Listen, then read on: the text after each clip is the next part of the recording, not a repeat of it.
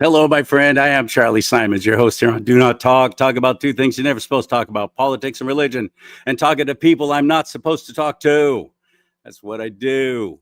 The media never. You don't see cameras rushing to get a comment from Congressman Tom McClintock in California, because a lot of times he says things they don't want to hear, and they don't want you to hear. The biggest lie the media tells is the lie of omission by never even telling you anything at all. Congressman Tom McClintock has been at it for a long time, and I've been a fan, and I'm looking forward to talking to him again. There's been some things that have happened that I'm like, what, Tom? Why? So I'll ask him about that. But he also has some legislation that's being presented to the House of Representatives about forest fire legislation, and also immigration. That's a big topic, but we're going to be asking him as much as we possibly can. We have a limited time with him, so let's get it done. But first, I wanted to encourage you, like this show right now. Hit that like button, would you please? That helps break down the algorithms. Hit it again, would you? Just in case. I appreciate it. And you can follow me at charliesimons.com, CharlieSimons.com. Contact me. Schedule to be on the show yourself. You can help me financially. You can buy the products that I help promote, like this product right here. If I could get your attention for just one quick second, at newwaveoflife.com/CharlieSimons. It's all about collagen. Collagen is an extraordinary thing. It is something that our body naturally makes, but the older we get, the less it makes of it. The wrinkles come in, the joints start creaking. Collagen is an extraordinary thing. And peptides, everybody's talking about peptides. Well, New Wave of Life actually gives you the list of ingredients, and everything's from the USA. You never know what you're getting in a lot of these other collagen and peptide things that you're buying, but they also have nitro, which is great for weight loss and energy. Combine the two, fantastic. And it's all about getting a better life for yourself right now and feeling better. Don't let the years control how you feel. newwaveoflife.com/CharlieSimons. newwaveoflife.com/CharlieSimons. Seriously, what do you got to lose? Check it out. Speaking of checking things out, here's my boy, Tom McClintock.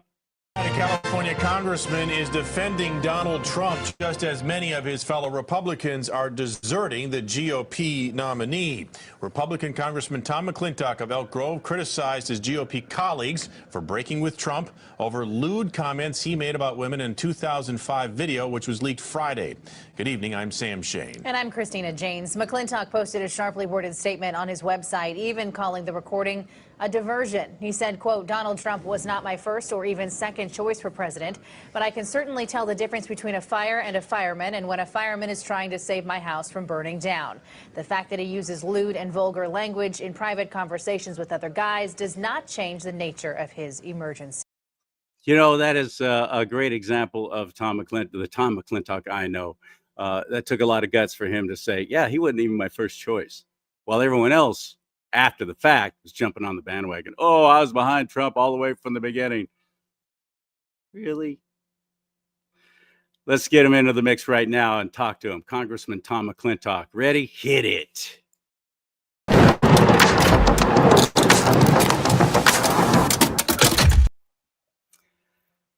Well, hello, my brother from another mother. How have you been? Hello, Charlie. Boy, that was a long time ago. That was 2016. Exactly.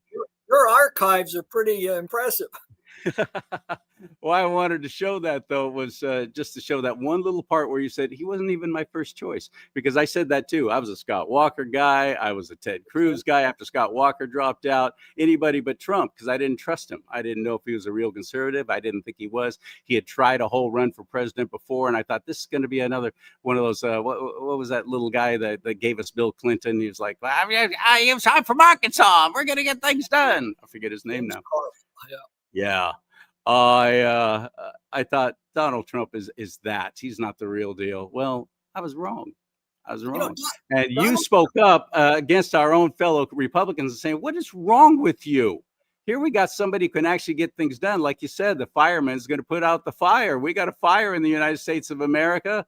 under Obama for 8 years, and then unfortunately Biden for 4. It was a reign of terror almost, and he's doing extraordinary things now. I know you back him still. I do. I don't. Again, I don't agree with him on everything. In fact, the only politician I agree with on absolutely everything is me. Everybody else is a disappointment. So I don't agree with him on tariffs. I think that's just terrible self-sabotage. I think everything else he's doing on the economy is going to far, far overshadow any damage the tariffs are doing.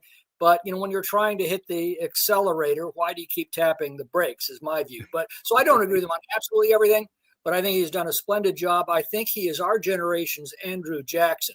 Who broke the old establishment of the early 19th century and basically set in motion a course that continued until about from 1838 to 1860. And I think that Donald Trump is going to have that same kind of long-lasting impact on the trajectory of our country. I think that 2024 is going to be looked back upon as one of the great realigning presidential elections of American history. And I think it's going to do us a world of good going many decades into the future.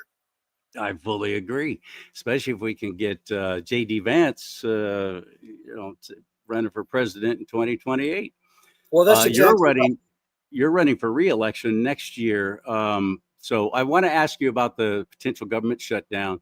I want to ask you about the immigration, which has affected California so adversely, even though the media keeps telling us it doesn't.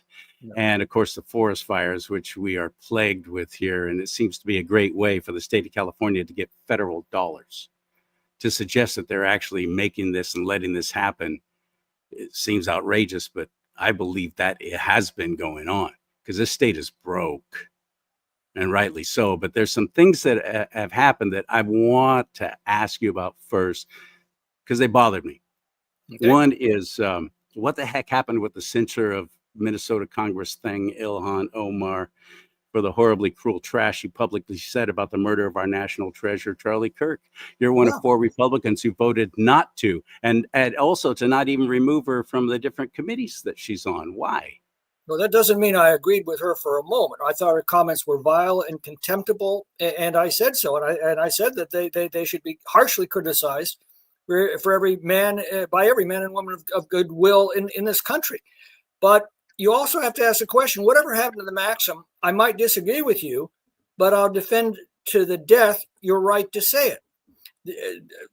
This disgusting and hateful speech of Ilhan Omar is still speech. And freedom of speech is the beating heart of our democracy. It's the entire reason that Congress exists, is to talk out our differences. Now, censure is formal punishment by the House. Well, first of all, Omar's comments weren't made in the House, and even if they were, they would have broken no House rules. The fact of the matter is, free societies do not fear free speech. Even when the speech is hateful and malignant or stupid, free societies recognize that the only way to separate fact from fiction, or love from hate, or truth from lies, or wisdom from folly, or good from evil, is to put them side by side and trust the people to know the difference. Now, no central authority should ever be given the power to take this vital freedom away from the people or to punish anyone solely for expressing their opinions. Even I don't know, Congressman. Go ahead. So anyway, I proudly stand by that vote. Well, I've worked for some big networks, and part of the agreement, part of the contract was if you do anything to disparage the company, you will be reprimanded and possibly even your contract will be null and void. Is she not representing the United States of America? How come the same doesn't apply to her? Did she not swear that same oath or sign any kind of contract like that? Or do you not have to? No, first of all, I agree with you that a business has every right to defend its reputation. And by the way, I think a school has every right to protect its children from that kind of vile and disgusting sentiment. But she doesn't represent the Congress. She represents the people of her congressional district. Shame on them for sending her to Congress. But the fact of the matter is they did. And, we've based our entire form of government on the assumption that more than half the people are going to get it right more than half of the time. Sometimes that doesn't work. And the people who elected Ilhan Omar, I think have made a terrible mistake and have done enormous damage to our country as a result. But it's their right to make that mistake. And the good news is she is in a distinct minority, not maybe a large minority. Rephrase that. She is in a very large minority, but still a minority. And I think shouldn't she be removed from these committees that she's on and even chairing? For expressing her opinions. For what rule did she break exactly? Now, by the way, the Democrats started. No, I don't know your rules. I don't live in that world. The Democrats did this to Marjorie Taylor Greene, who is certainly bordering on our lunatic fringe. For comments that she made even before she was elected. They stripped her of her committees, and I oppose that just as vigorously. It is wrong to punish somebody because of their speech. Now, that doesn't protect them from vigorous criticism. The whole point is people have a right to say hateful things because people of goodwill have the right to call them out on it.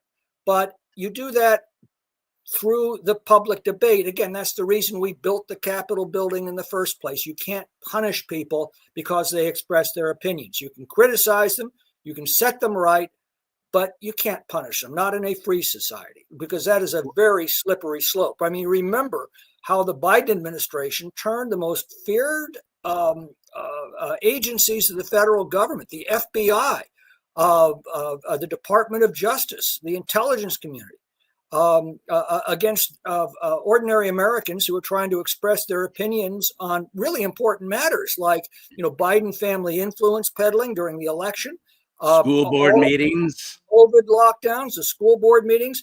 How much farther, Charlie, do you really think we should go down this road? I think we've already gone too far, and it's time to turn back toward freedom. I don't. Okay, all right, I got you. And by the way, Charlie, I'm sure you're a fan of Charlie Kirk, as am I, and he was very, very clear on this point.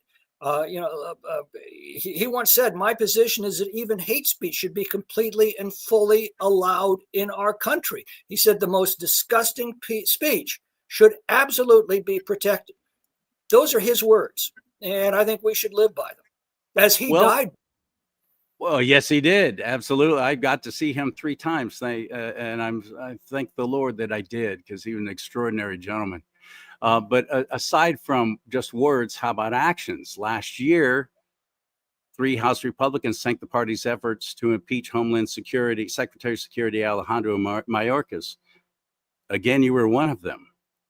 He was charged with a willful and systemic refusal to comply with our immigration law and a breach of trust. You were not convinced that all he did and did not do was not bad enough? No, it was terrible. He done enormous damage to the country. But I opposed the impeachment for the same reason I twice opposed the impeachment of Donald Trump, because impeachment is not there to settle political disagreements. Impeachment is not there to punish people for doing a bad job. Impeachment under our Constitution is limited to treason, bribery, or other high crimes and misdemeanors. High crime meaning it has to not only be a crime, but related to his discharge of the office. No laws were broken. Now, a lot of laws were very badly enforced. That's called maladministration. The Constitutional Convention took that question up during its deliberations. In fact, one of the earlier proposals was that impeachment should be for maladministration. That was voted down dramatically by the American founding fathers because they did not want impeachment being used to settle political scores. Now, once again, the Democrats started this. But again, the question is, how much farther down this road do you want to go? Democrats have made it very clear. If they take a majority of the House, they're going to impeach Donald Trump again. Yes. Again, this is just getting out of hand, and we've got to stand by the constitutional principles that have protected this country and its freedoms for nearly 250 years. It's frustrating, though, when only one side keeps standing up for what's right and the other side keeps knocking down the foundation underneath us. Next year, we have the opportunity to elect a Republican governor here in the state of California. We've got that opportunity. Only about third of the state of California claim to be Christian. Only about 40% are even registered to vote. They don't show up for primary elections. What are our chances? And when you were with me on the radio show all the time, I asked you about the 2020 election fraud, and you said that there was not enough to really to prove that it adversely affected the election. I asked, well, how much is too much? Do you still feel the same way? Well, no. The question was proof and sufficient to alter the election outcome. And I don't know, but it was if there was or wasn't, but it certainly was never proven. You don't think so, even with the evidence that's out now? I think there was voter fraud. I don't think it was proven in sufficient amounts to affect the election. Now, I know there are a lot of people that disagree with that, but you've got to look at the proof, and that's also very important. Where I think we're going to agree, Charlie, is that what the left has done with our election system is absolutely deadly to a democracy. Democracy depends, in every election, somebody's going to win and somebody's going to lose. Somebody's going to go away disappointed. Democracy depends on whoever loses the election to be satisfied that the election was fair and accurately reflected the will of the majority. And we used to have a system where that was clearly the case. We all voted on a single day, election day, after all of the debates had finished. We all went to our local polling place, which was usually a neighbor's garage or maybe the library at the neighborhood school. And we would look our neighbors in the eye as they handed us our ballot. We'd then immediately take that ballot into a curtain booth where nobody, not our spouse, not our kids, not our caretakers, nobody could influence our vote. We cast that in absolute secrecy, and then we went back and looked our neighbor in the eye as we handed them the ballot, and they put it into a locked ballot box. Yeah, and that was great, and it worked, and it was effective, and you had to work twice as hard to cheat. Oh, exactly. And the left has very, very hard to cheat such a system. And by the way, at 8 p.m., we knew exactly how many people had voted. And by about 10 p.m., we knew who had won. We had an exact count. The left has totally destroyed that system. Well, yeah. And I don't hear my own elected representatives even talking about election fraud here in California, with the exception of Assemblyman Carlos Tamayo and Senator Shannon Grove. I don't hear any of you talking about it. It's not going to change. What's going to happen next year? We could get a Republican governor, but none of it's even been talked about here. Well, I've been talking about it all the time and gotten criticized for it. But my point is this: whether or not you can prove fraud, it now opens the system to a high suspicion of fraud, which means that whoever loses an election in the future is not going to be able to trust the results. And that is absolutely deadly. So no, I have been advocating, well, from the very beginning, that we restore the system that served our country so well, again, through 2.5 centuries. And that is that we all voted on the same day at our local polling place. Yes, sir. That was great. I'd love to see that come back, but I don't see how that's going to happen here.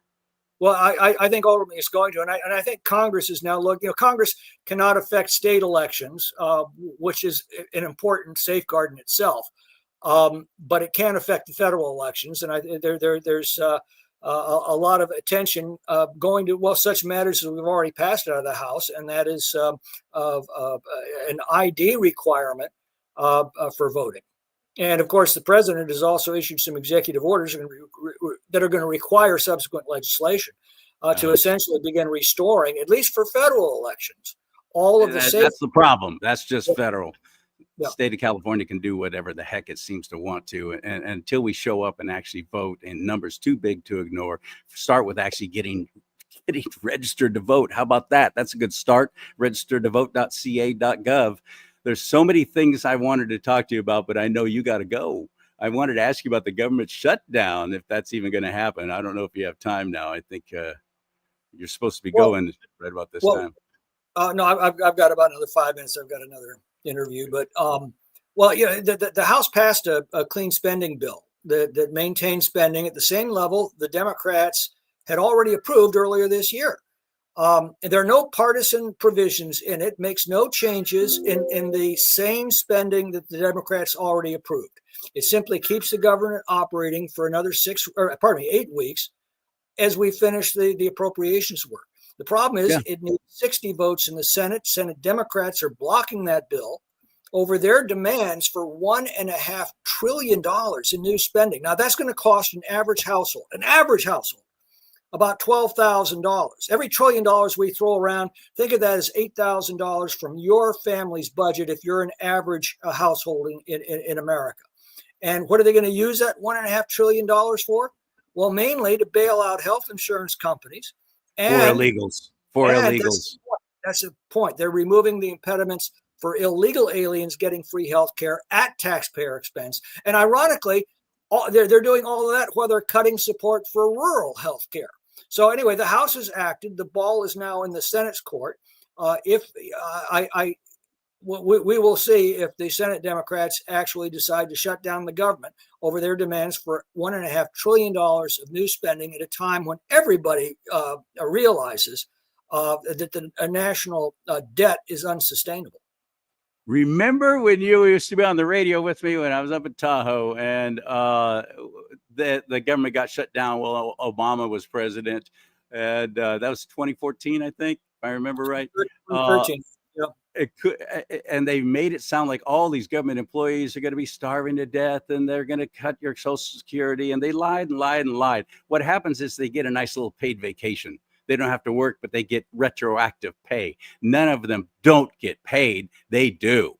And it's just a nice little windfall, nice little vacay for them. It's called budgeting, people. If you have a government job, you got to do it just like those of us in the private sector. But they're doing it again. They're screaming everything's going to be shut down and they're going to throw Granny out the cliff.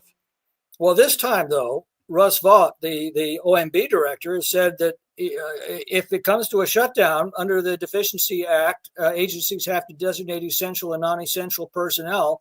He says, look, that's going to be an opportunity to identify non-essential personnel and determine if we really need to bring them back. That's it. This is an awesome. I actually hope it happens because President Trump will be able to just like start eradicating some of these wasteful programs. Well, that's not needed. So thanks. Enjoy. Here's your little stipend, whatever it is. I appreciate you so much, my friend. And I hope you'll come back on the show again. It's been 3 years. So I'd love to have you on more often. Thank you for your time, Congressman Tom McClintock. How do we help you in your re-election bid, which you're running next year? Well, TomMcClintock.com is our campaign website, and we're always in need of contributions, either of time or money. Right. Very good. Thank you, my friend. Talk to you soon. Okay. Take care. Go get them. There you go, Congressman Tom McClintock. And you want to support and help this show and be a part of what I do here, you can at charliesimons.com. That's charliesimons.com right there, CharlieSimons.com. Buy something from the merch store, would you please? You'll be helping. Or if you just want to make a contribution, you can do that there. You can contact me directly. That's the best place right now to even see all the shows because social media, Facebook took down all my pages a little over 3 months ago. Deleted everything. And then of course Instagram too. So I don't 40,000 people like gone. I can't even let them know I got a new show out. So you can see them there at that website, and you can also share this show. You'll really be helping me that way through rumble.com/do-not-talk, rumble.com/do-not-talk. May God bless you and keep you. May God bless America, but most importantly, America, bless God.